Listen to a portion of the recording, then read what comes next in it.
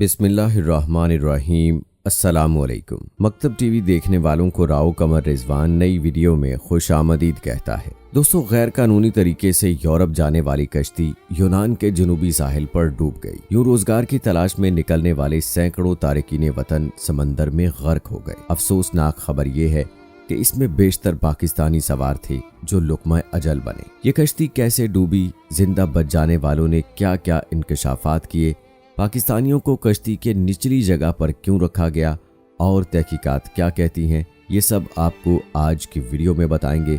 लिहाजा वीडियो को आखिर तक ज़रूर देखिएगा। तो आइए आगाज़ करते हैं अपनी आज की इस वीडियो का। दोस्तों, बुध को माहीगिरी के लिए इस्तेमाल होने वाली एक छोटी कश्ती लीबिया की बंदरगाह से इटली के लिए रवाना हुई, जिसमें मुख्तलिफ ममालिक के तारिकीन वतन सवार थे जो गैर कानूनी तरीके से यूरोप जाने की कोशिश कर रहे थे। बेरोजगारी से तंग आए हुए इन नौजवानों ने अपने ख्वाबों की तकमील के लिए यूरोप की राह ली, मगर तरीका गलत चुना और बीच रास्ते कश्ती डूबने से उनकी मौत वाक़ हो गई। इब्तदाई इत्तलात के मुताबिक ये कश्ती यूनान के जनूबी साहिल से 50 मील की दूरी पर डूबी, जिसके बाद रेस्क्यू ऑपरेशन शुरू किया गया और जिंदा बच जाने वालों ने खौफनाक हकायक से पर्दा उठाया। मीडिया रिपोर्ट्स के मुताबिक इस कश्ती में 800 के करीब अफराद सवार थे। हालांकि ये कश्ती इतना लोड बर्दाश्त करने के काबिल नहीं थी। माहीगिरी में इस्तेमाल होने वाली छोटी कश्ती पर इतने इंसानों को सवार करना मुआशरती जुर्म है। इंसानी स्मगलर्स ने कीमती इंसानी जानों की परवाह किए बगैर सफर का आगाज किया। इस आने में बच जाने वालों से हासिल करदा मालूमात के मुताबिक 3 दिन तक ये कश्ती पानी पर सफर करती रही। इस दौरान ओवरलोडिंग की वजह से उसका इंजन भी खराब हुआ, जिसे ठीक करने की कोशिश में ये कश्ती तकरीबन 7 घंटों तक खुले समंदर में रुकी रही, मगर इंजन को सही तरह से ठीक ना किया जा सका। इससे कबल कश्ती में एक नाखुशगवार वाकया पेश आया जिसने हालात मजीद मुश्किल बना दिए। दोस्तों, हुआ कुछ यूं कि मंगल की शाम को कोस्ट गार्ड के एक बहरी जहाज ने पीने का पानी उस छोटी कश्ती तक पहुंचाने की कोशिश की और जब पानी की बोतलें कश्ती में फेंकी गईं तो पानी के हसूल के लिए कश्ती में झगड़ा हो गया और तवाजुन बिगड़ने से कश्ती हिचकोरे खाने लगी। दोस्तों, मुमकिन था कि ये कश्ती उसी वक्त डूब जाती, मगर कश्ती में मौजूद इंतजामिया ने मामला संभाल लिया और तारिकीन वतन को तहम्मुल से काम लेने का कहा।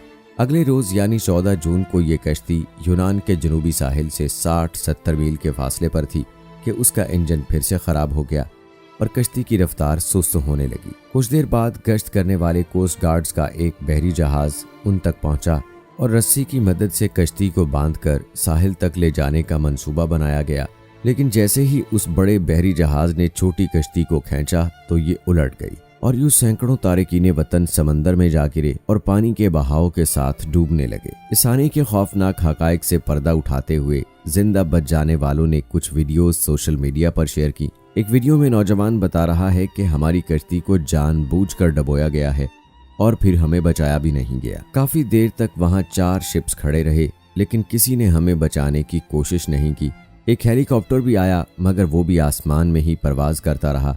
इसके अलावा एक कार्गो शिप भी वहां आया, लेकिन वो लोगों को बचाए बगैर ही वहां से निकल गया। इस इंसानियत सोज वाक़े से आप अंदाजा लगा सकते हैं कि इंसानियत बिल्कुल मर चुकी है। बेयारो मददगार अफराद को डूबता देखकर रेस्क्यू टीम्स ने उन्हें बचाने की जहमत तक नहीं की।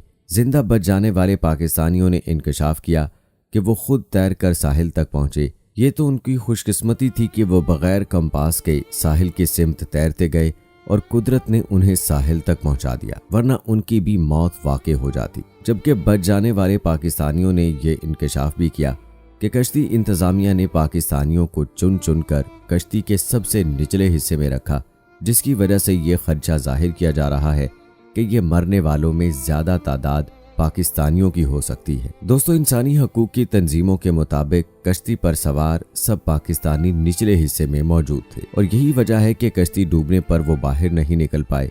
कुछ जराये के मुताबिक इन पाकिस्तानियों की तादाद 300 से भी ज्यादा हो सकती है।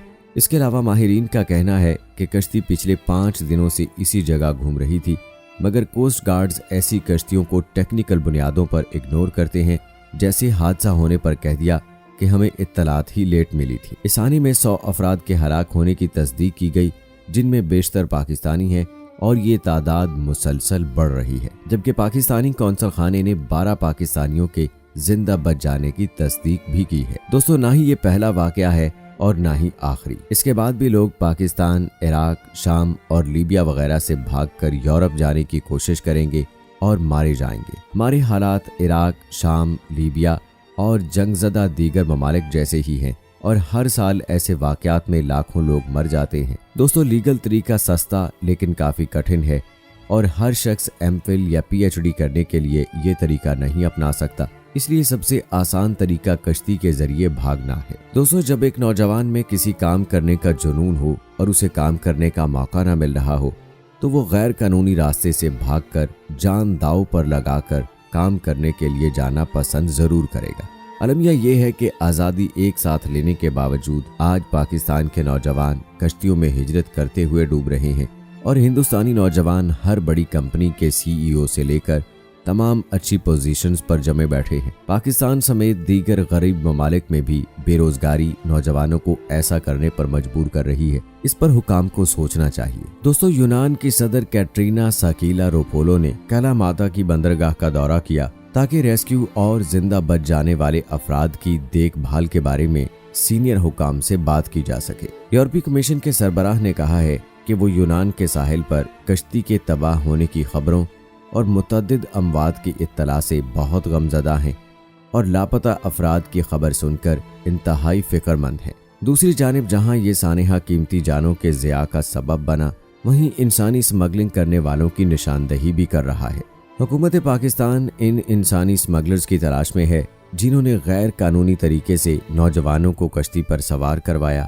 कश्ती हादसे के बाद रेस्क्यू किए गए अफराद के बयानात के जरिए 14 पाकिस्तानी इंसानी स्मगलर्स के नाम सामने आए हैं। इंसानी स्मगलर्स की शनाख्त सामने आने के बाद उनकी गिरफ्तारी के लिए FIA की टीमें तश्कील दे दी गई हैं। FIA के ज़राए के मुताबिक इन इंसानी स्मगलर्स में से 5 का ताल्लुक गुजरात से है, जिनके नाम शफकत, फैसल सुनियारा, आसिफ सुनियारा, हाजी जुल्फ़कार और मियाँ इरफान हैं।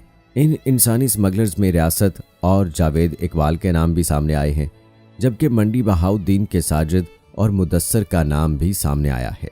FIA के ज़राए का इस हवाले से कहना है कि डस्का का राना नकाश और आबिद नामी शख्स भी इंसानी स्मगलर्स के तौर पर सामने आए हैं। मुरीद के का इंसानी स्मगलर रियासत और सियालकोट का नदीम असलम भी इंसानी स्मगलर्स के काम में शामिल पाए गए हैं। आज़ाद कश्मीर के इंसानी स्मगलर तलत कयानी का नाम भी सामने आया है, जिनको जल्द अज जल्द गिरफ्तार करने की कोशिश की जा रही है। दोस्तों, हुकाम को चाहिए कि वो ऐसे दरिंदों को सजा देकर उन्हें इबरत का निशान बनाएं ताकि वो नौजवान नस्ल को लालच देकर उनकी जिंदगियों से ना खेल पाएं। अल्लाह पाक से दुआ है कि अल्लाह ताला इस सानहे में मरने वाले तमाम लोगों के दर्जात बुलंद फरमाए और उन लोगों के लवाहिकीन को सब्र अता फरमाए। आमीन सुम्मा आमीन।